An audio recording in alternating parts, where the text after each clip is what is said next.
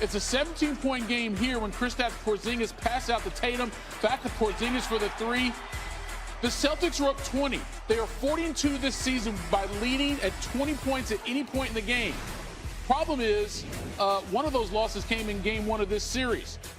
7 minutes to go in the fourth. Knicks within 12. Bridges makes it a 10-point game. And then here, Brunson finds Bridges coming through like the rent is due. All 14 of his points came in the fourth quarter. The Knicks have cut it to just 7. Off the turnover, White would end up getting it to Tatum. Wide open in the corner. That's a brick. And that would be indicative of a little stretch here. They missed 13 straight shots at one point late in the fourth quarter. Tied for their longest streak in the fourth quarter of a playoff game since 1998. And the Knicks took full advantage. Josh Hart hits the floater. It's a 5-point game. It's down to 4 with less than 3 minutes to go. Brunson to Hart.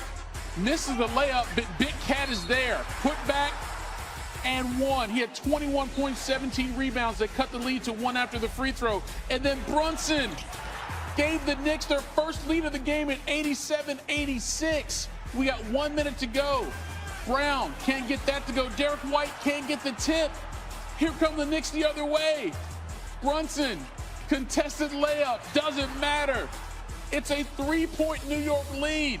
But the Celtics have time. They're down 1, 24 seconds to go. Tatum from one end to the next with the finish. Boston back up 1. They need a stop at the other end. Can they get it? Well, not really. Brunson gets fouled by Drew Holiday. He made the first free throw. Here's the second one. Good. Now, the Celtics decided not to use a timeout. They give it to Tatum. Pretty much run the same set you just saw he had the dunk on, but the Knicks played it differently defensively. So now Tatum is scrambling, trying to get a shot off, fades to the corner, trying to pass it to Jalen Brown, but Mikal Bridges is there. What a defensive play by Bridges to seal the win for the Knicks. And if that felt familiar, well, it's not the first time that Bridges made a game-saving defensive play in this series. Let's go back to game one. The Knicks were up 3 seconds to go in OT. He strips the ball from Jalen Brown. That's how they win game one. And you come back to game two. Watch the headiness of Bridges to come off the blind side here to get the steal again. 91-90. Knicks are up 2-0. 5 straight road playoff win streak. That's most in franchise history. Going home, realizing the opportunity we have, we just got to make sure we're still locked in. Nowhere close to being done. We need to start the game a lot better. Now they're going to go on runs. They're a great team, and they can make plays for each other like no other. But we got to just find a way to limit their runs. We know when it gets close in the end of a game, it's a one-possession game. We're very comfortable because we got Captain Clutch. The first team in the last 25 years to overcome 20-point deficits in back-to-back playoff games. New York and Indiana have now started the Eastern Conference semis 2-0 on the road. It's the first time multiple teams have done that since the first round started way back in 19.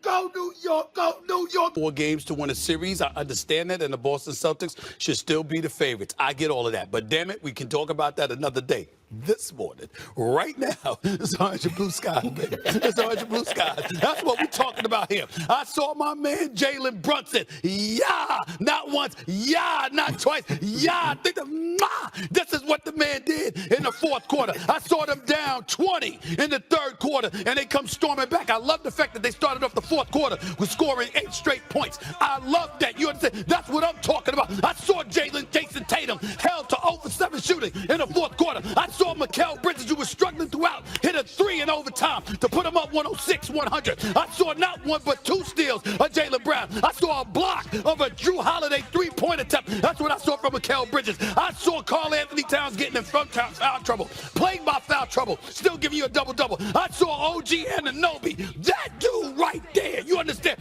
dropped 29, whether it was a 3, whether it was a tomahawk slam, whether it was going to the hole when necessary. That's what I saw. I saw Jalen Brunson dropped 29 points, including being Mr. Clutch himself, the Clutch Player of the Year. And I saw the New York Knicks 0-10 against the top 3 teams in the NBA this season, okay? Go on the road in Boston, remain undefeated on the road in this postseason, knocking off the Boston Celtics. It ain't their fault that Boston settled for 3 points, shooting 3-pointers all day long, missing 45 3-pointers. That ain't the New York Knicks' fault. Ain't nobody tell the Boston Celtics to exercise that kind of game plan. So as we look at this right now, and we see the New York Knicks up 1-0 in this series. Now, if you go back to the Garden, okay, and let's say for the sake of argument, after 4 games, it's tied 2-2, and it's the best of 3.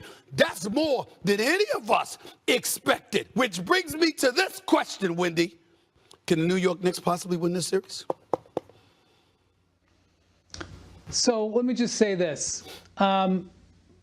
If the Knicks want to win this series, then Game 2 is a must-win.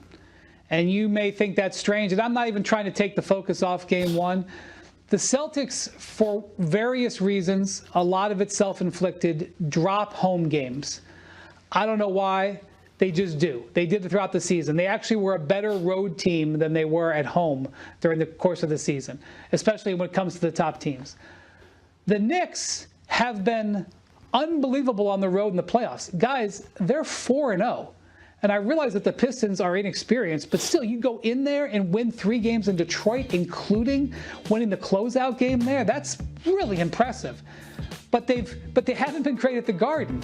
So I know the Celtics can play great on the road, and the Knicks have been a little suspect at the Garden so far in the playoffs, losing a couple of times at home to the Pistons. So if you're serious, if you really believe in this, Perk, if you think that this is real and this wasn't just variance, and look, Brunson was great in the fourth quarter, and really the Knicks' formula for this whole postseason is just get the fourth quarter with it in sight for Brunson. When he comes in the game after his rest with 8 or 9 minutes left, if it's within 10 points, I think the Knicks have got a chance against anybody. But that's their strategy. I think if you want to believe it, that this can go, that this can happen for the Knicks, then you win Game 2. You win Game 2, now you have my attention. Perk, hold up. I mean, this is the first time this has ever happened in the history of First Take. I'm ready to throw Wendy off the air. I mean, do you see the melancholy, the mood? I mean, do you see it right there? I mean, I ask him a question. He's like, what the hell is going on? I mean, this is unbelievable. Perk, take it away, because I don't know. I'm about to lose my mind with Brian Windhorst, one of the great NBA analysts in America. I can't believe how he is sounding this morning. The blasphemy. Go ahead, Perk. Go ahead, man. Brunson, again, 9 points, 3 of 6, 2 of 2 from the free throw line. The Knicks, 17 points. Oh, these are fourth quarter stats. The Knicks have scored 226 points in the fourth quarter of this postseason. This is the most by any team. There's a reason why Jalen Brunson won the Clutch Award. He's that. But I thought the guy that really saved them was Mikal Bridges. Mikal Bridges had no points, and in the fourth quarter, he goes and gets 14. And the Celtics not going to learn. You keep saying that they won a championship. At some point in time, they're going to realize, you see what happens when them threes don't fall, Ocho? You get a 20-point lead, and you keep shooting threes. And the next thing you know, it's a 12-point lead, it's an 8-point lead, and now all of a sudden they got a 1-point lead or 3-point lead on you. I got a question, Joe. What's up?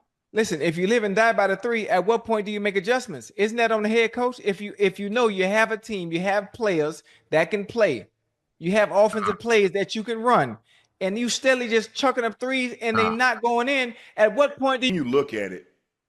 Mikal Bridges in Game 2 in the fourth quarter, he was sensational. 14 points. All of his points came in the fourth quarter. He had 7 rebounds, 5 assists, and 2 steals.